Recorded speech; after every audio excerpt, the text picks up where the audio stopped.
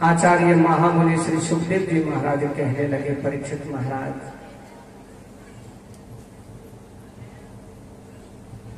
प्राणी अंतिम समय में भी प्रभु का नाम मन से ले लेता है तो उसी से पार हो जाता है। कान्य को बजे ध्वजा कशिरासी पति अजामिला, नाम न नष्ट सदाचार दास्य संसर्ग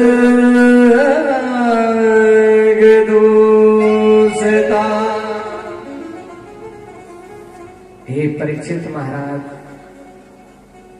कान्य कुंज यानी कन्नौज नगर में एक अजामिल नाम के एक ब्राह्मण थे। कान्य कुब्जे दुजे काशी दासी पतीर अजामिला।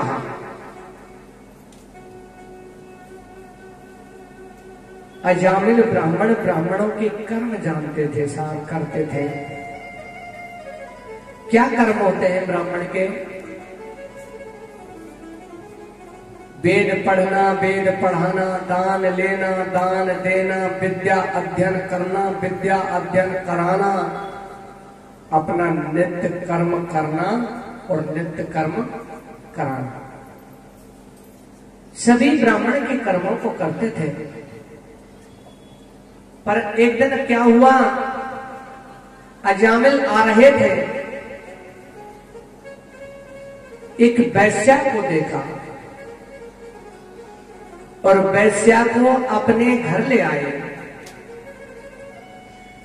नाम न नष्ट सदाचारो दास्या संसर्ग दोषिता।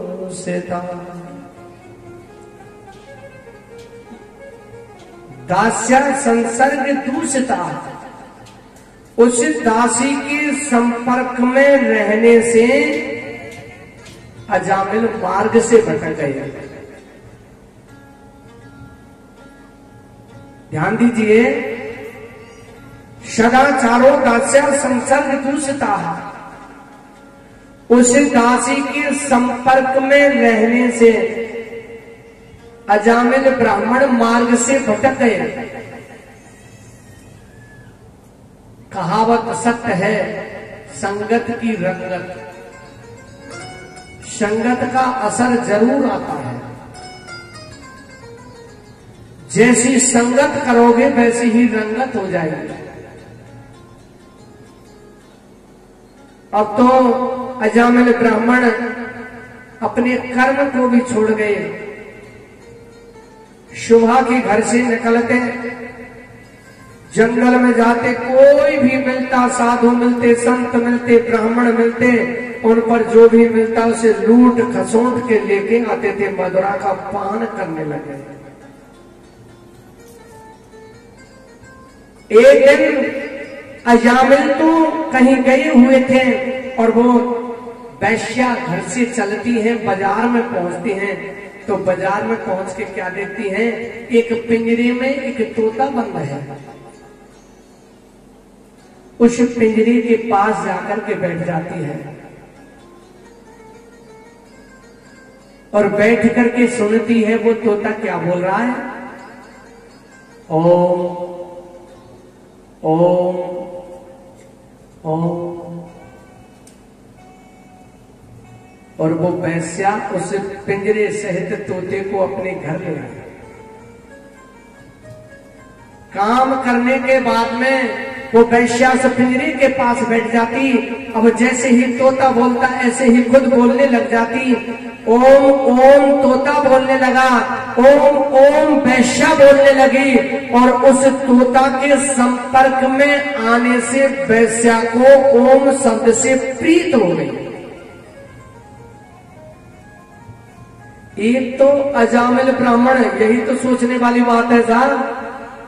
अजामिल ब्राह्मण, ब्राह्मण कुल में जन्म लेकर के ब्राह्मण कर्म को करने वाला विद्वान अजामिल, वैश्या के संपर्क में आने से अपने मार्ग से भटक गया, कर्म को छोड़ गया।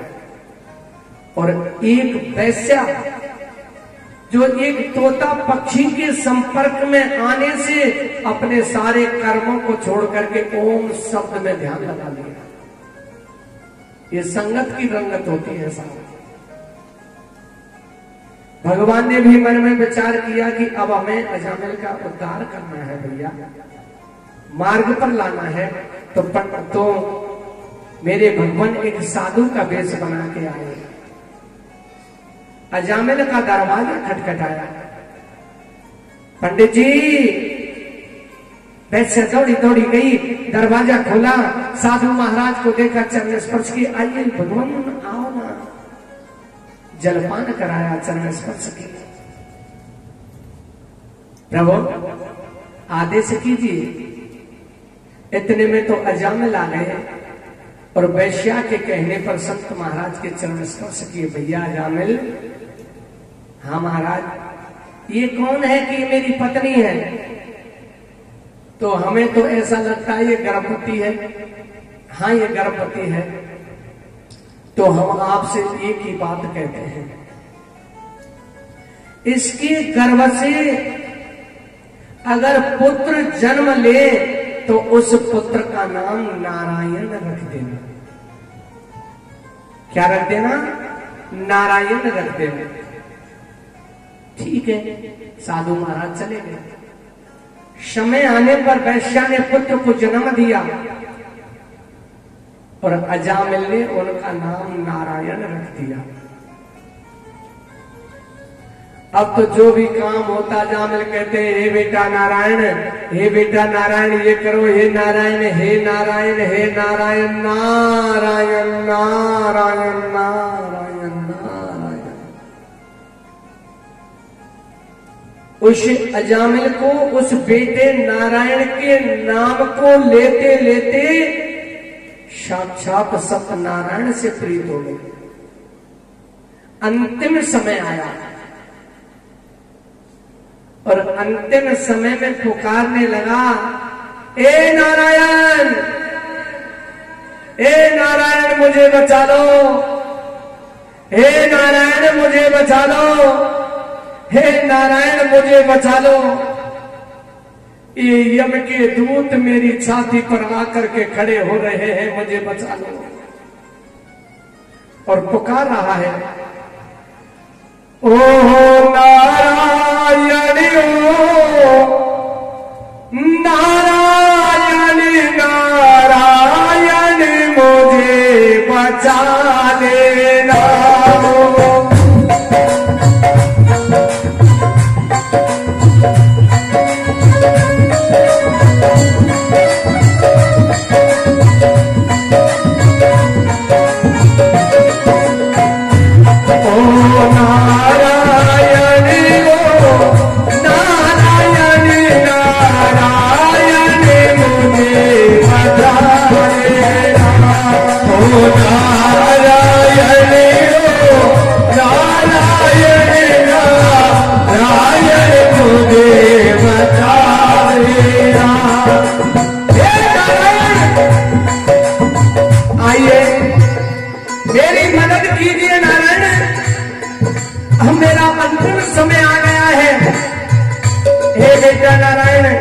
कभी बेटा नारायण, कभी परमात्मा नारायण।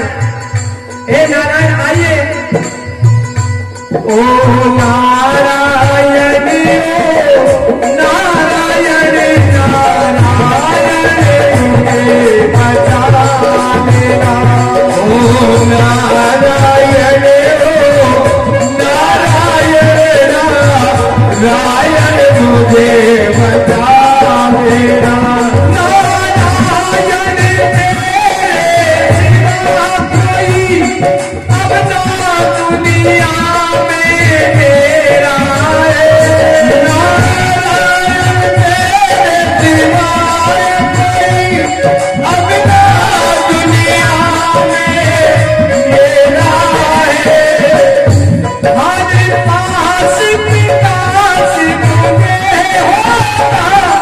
आंखों में होता अंधेरा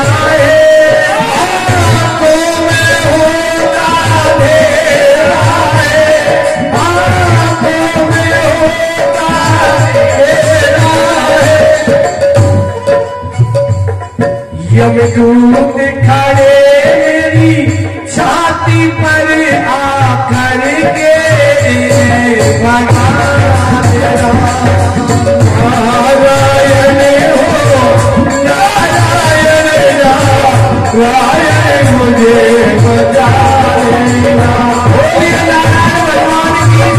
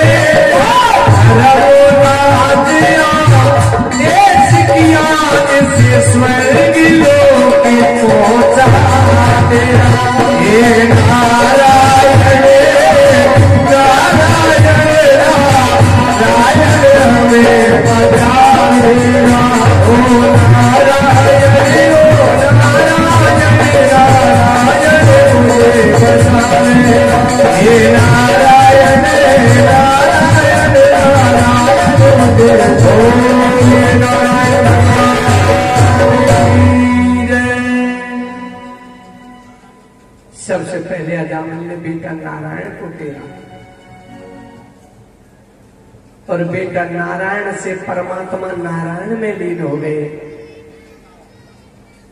और अपने प्राणों का गोविंदाय नमो नमः किया। अजामिल ने अपना पूरा जीवन अत्याचार में निकाला। अंतिम समय में मन से वाणी से नारायण का भजन किया, नारायण का नाम लिया और उसी नारायण नाम से भवसागर से पार हो गए।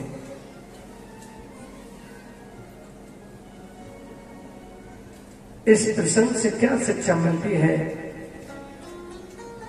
प्राणी को कभी भी अपने मार्ग से नहीं भटकना चाहिए।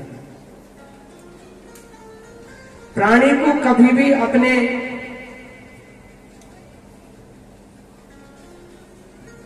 परमात्मा का नहीं भूलना चाहिए। आचार्य महामुनि श्री सुखदेव जी महाराज कहने लगे, परीक्षित महाराज, प्रत्येक घर में 5 प्रकार की हत्याएं रोजाना होती हैं। मैया सुन लो ध्यान से। ऐसा कोई भी घर नहीं है जिसमें रोजानाएं 5 प्रकार की हत्या ना होती हो। अब सुनिए वो कैसे होती है। चूल्हा जलाने से। हमारी मैयाएं जब भोजन बनाती हैं, कितने भी होशियारी से लकड़ियों को चूल्हा में लगा लो, पर कोई ना कोई जीव की तो हत्या हो ही जाती है। होती है नहीं होती है? कछु मैया तो कह रही है हो, एक मैया कह रही हम तो गैस से ही बनाए जब कैसे। चूल्हा जलाने से पहली हत्या होती है। दूसरा, ऊखल से। ऊखल का मतलब समझती है मैया? ओखली। ओखली में धनकुटी से हमारी माँ कुछ न कुछ कूटती है ना, तो कोई ना कोई जीव की हत्या तो हो ही जाती है। परहणी से जहां जल का मटका भर के रखते हैं परहणी पर, उससे कोई ना कोई जीव की हत्या जरूर हो जाती है। झाड़ू लगाने से, कितना भी होशियारी से झाड़ू लगा लो, पर कोई ना कोई जीव की हत्या तो हो ही जाती है। सांस लेने से परिवार में किसी न किसी व्यक्ति की सांस के साथ कोई जीव अंदर चला ही जाता है। अब ये प्रत्येक घर में 5 प्रकार की हत्याएं हो रही हैं। अब हत्याएं तो हो रही है, पर इसका निवारण भी तो होना चाहिए। तो मैया ध्यान से सुनिए, इन्हें हत्याओं से निवारण के लिए प्रत्येक मां को 5 प्रकार के यज्ञ करने चाहिए रोजाना। 5 प्रकार के यज्ञ करने चाहिए रोजाना। अब पहला यज्ञ कौन सा है? जब हमारी मैयाएं रोटियां बनाती है ना, तो पहली रोटी को गऊ के लिए देना चाहिए। ये पहला यज्ञ है। अब मैया तुम तो सभी देती होंगी गऊ को रोटी, सब देती है। ऐसे तो हमारे गांव में ये तो नहीं, तुम्हारे यहां सब देती होंगी। पर देखो हमारी मैया की चतुराई, 6:30 बजे छोरा पड़े हुए जाएगा तो 6 बजे भोजन बन के तैयार हो जाना चाहिए। सबसे पहले गाय की रोटी निकाल देंगे। लाला ऐसा करिया, रोटी ये फ्रिज में रखा, तू मैया की है, तू भोजन कर जा, हम दे देंगे बाद में। छोरा पड़े हुए चले गए, अब मैया ने रोटी कर ले, ला ऐसा हो, अब तो मैं या गाय की चली आए, जब दिया उनका झाड़ू पोछा से ये कर जाओ, जब चली जाऊंगी झाड़ू पोछाओ कर चुने, नहाऊ धो लो और काम कर लो, भोजन कर लो, जब चली जाऊंगी। शाम है गयो, अब फ्रीज पे धरी बार रोटी ने कौन खा रहा हो? चूहा खा रहा हो। किसके लिए बनाई? गाय के लिए खा होता है चूहा। ऐसा नहीं मेरी मैया हो, गाय की रोटी तो तुरंत गाय को ही देनी चाहिए। और देखिए साहब, आपने एक बात देखी होगी, हमारी मैया रोटी बनाती हैं जब तो इतना आटो लेंगी, और गाय की चंदिया बनाएंगी जब इतनों सो लेंगी। अरे वाह, इतने से हमें कायदा को बराबर की रोटी कर लो। गाय के लिए तो इतनों सौ आटो लेंगी, औरों के लिए इतनों आटो लेंगी। और जब देखो एक बात हो रही, जब लास्ट की रोटी रह जाएंगी ना, कम से कम 200-250 ग्राम आटो लेंगी, और वहां में नमक मिलाएंगी, मिर्च मिलाएंगी, हल्दी मिलाएंगी, जीरो मिलाएंगी, अजवाइन मिलाएंगी, एक रोटी कर लेंगी। और गुलचा दे दे के कम से कम 100-150-200 ग्राम घी डाल लेंगी, और रोटी खा के बिल्कुल दोपहरी वाले पतोना जन खाया। शाम को गृह स्वामी कोई काम करके आएंगे और रोकेंगे, अरे जल्दी कर भाई, मुझे भूख लग रही है, भोजन ला।